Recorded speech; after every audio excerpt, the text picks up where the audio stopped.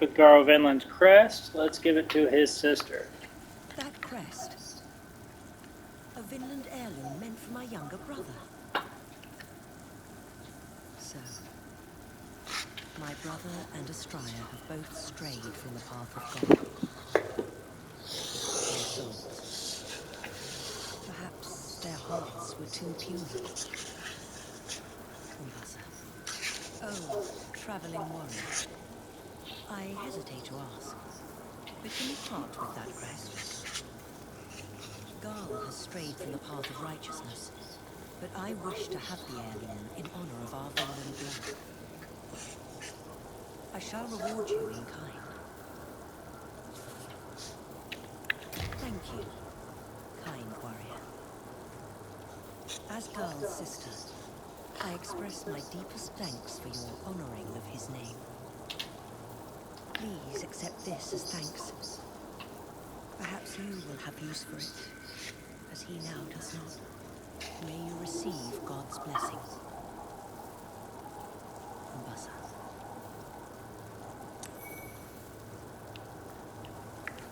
May you receive Umbasa. Alright, thanks. Fucking forgot how to get back to, I forgot my item to get back to the Nexus once again. But a bit of lore for those who are interested. The reason that the gargoyles in World 3-2, the reason that they drop unknown souls is that they used to be people. And also the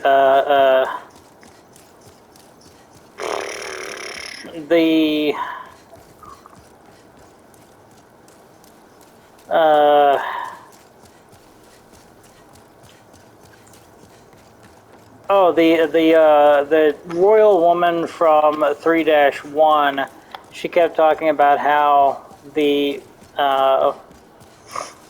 guard to the prisons will appear again and again and there's no escape.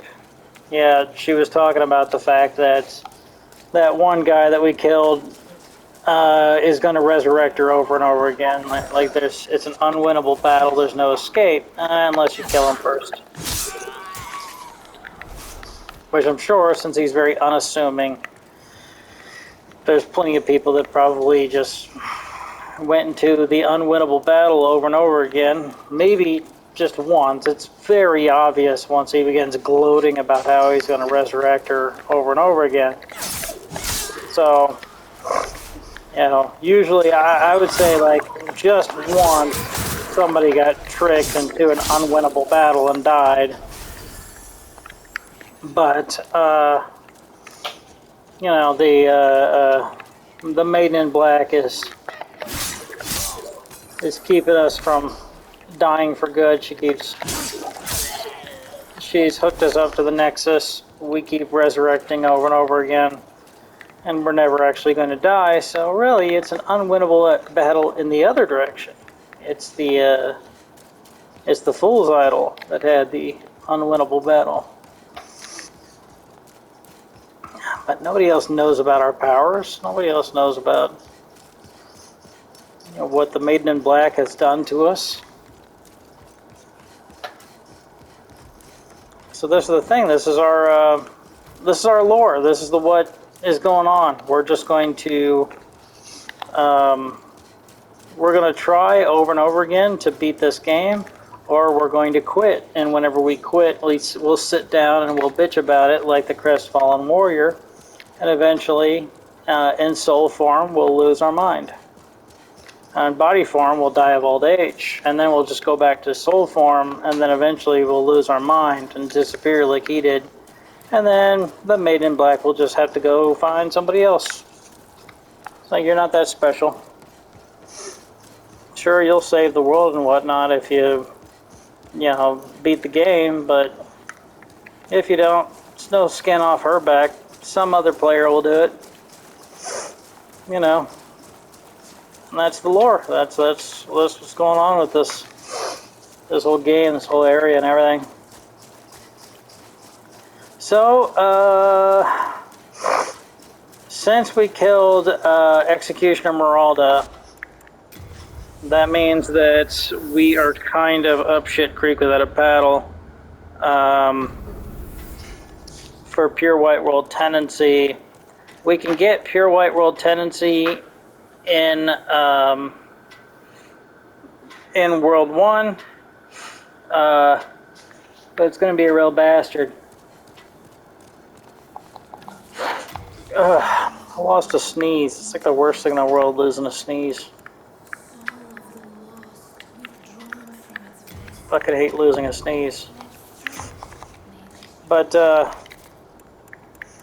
yeah, oh, I lost another. Same one, really. Just keep losing the same one over and over again.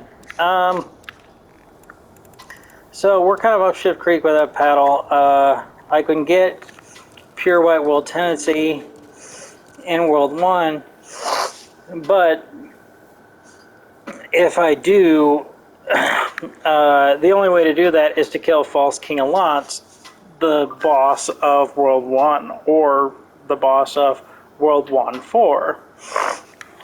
So the overall boss to all World 1, if I kill, you know, the boss of World 1, then I will get Pure White Tendency for World 1. However, if I do that, then this whole thing is going to open up right here that I'm running on. This little part of the Nexus is going to open up, and the Maiden in Black is going to pull us down into there, and that's going to be the arena that we're going to be in, that the old one is going to appear, and then we're going to get inside the old one. He's like a big tree thing, so it's not as gross as it sounds. We're going to get inside the old one. We're going to beat the true boss of the game, which is going to be a very easy fight for a lot of reasons, a lot of lore reasons. But we're going to fight the true boss of the game and then make our decision, pick one of two endings, and then move on. And so, and then start New Game Plus afterwards. So that being said, you cannot get the Allies ring. You cannot get the Allies ring if you open this up. If you open this up, you can't get the Allies ring.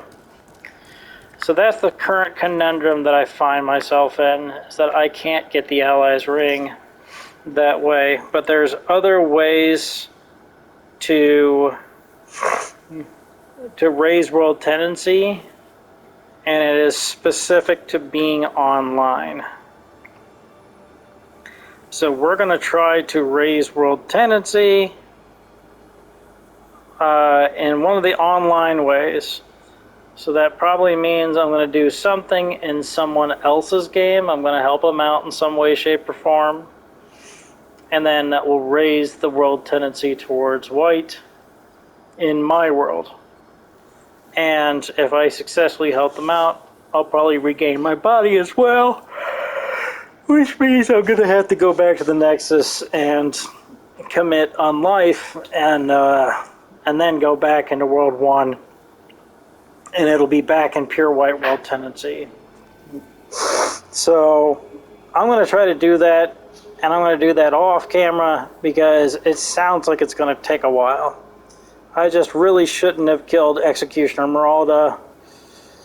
I shouldn't have gone after the Boletarian or the Brushwood armor set. I shouldn't have gone after the Brushwood armor set. I shouldn't have showed you all that. But I did, and I did it for you. And I forgot about all the effects with world tendency. It's a lot to remember. But either way, we're online. We're gonna take advantage of that as much as we can. We're gonna try to fix this situation. We're gonna try to unfuck ourselves here. And if we can, then we can. If we can't, then we can't. But I'll try to off camera. I'll dedicate a couple of hours to it, and then hopefully I'll be able to show you all the other white world tendency events in World 1, all the ceramic coin locations in World 1, etc. If you're wondering, like I said, the ceramic coins are something that that Bluepoint Games added in with the remake. So Bluepoint Games added those in. You can only get them here in fractured mode, where everything is backwards. You get the fractured mode by, talking to this damn statue over here. This thing, offering it 25,000 souls, and I think you have to offer it another 16,000 on top of that to get to fractured mode, but I could be remembering it wrong. But after that, you can just switch on and off whenever you want. And so the ceramic coins only showed up in fractured mode.